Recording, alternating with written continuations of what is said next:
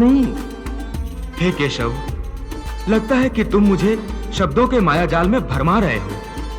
मान लिया कि सुख दुख केवल शरीर के भोग हैं, आत्मा इनसे अलिप्त है। फिर जो शरीर उनको भोगता है उसकी तो मृत्यु हो जाती है, वो शरीर तो आगे नहीं जाता। फिर स्वर्ग अथवा नरक में सुख दुख को भोगने कौन जाता है? जीव आत्मा। जीव आत्मा? हाँ पार्थ, जीव आत्मा।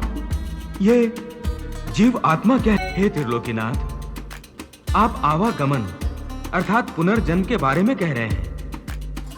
इस संबंध में मेरा ज्ञान पूर्ण नहीं है।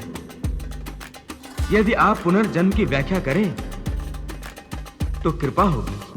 पार्थ, इस सृष्टि के प्राणियों को मृत्यु के पश्चात कर्मों में किए हुए पुण्य कर्मों अथवा पाप कर्मों का फल भोगते हैं। फिर जब उनके पुण्यों और पापों के अनुसार सुख दुख को भोगने का हिसाब खत्म हो जाता है, तब वो इस मृत्युलोक में फिर से जन्म लेते हैं। इस मृत्युलोक को कर्मलोक भी कहा जाता है, क्योंकि इसी लोक में प्राणी को वो कर्म करने का अधिकार है जिससे उसकी प्रारब्ध बनती है।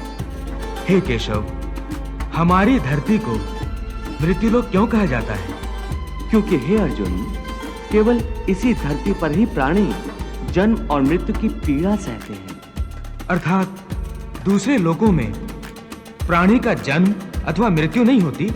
नहीं अर्जुन, उन लोकों में प्राणी का न जन्म होता है और न मृत्यु।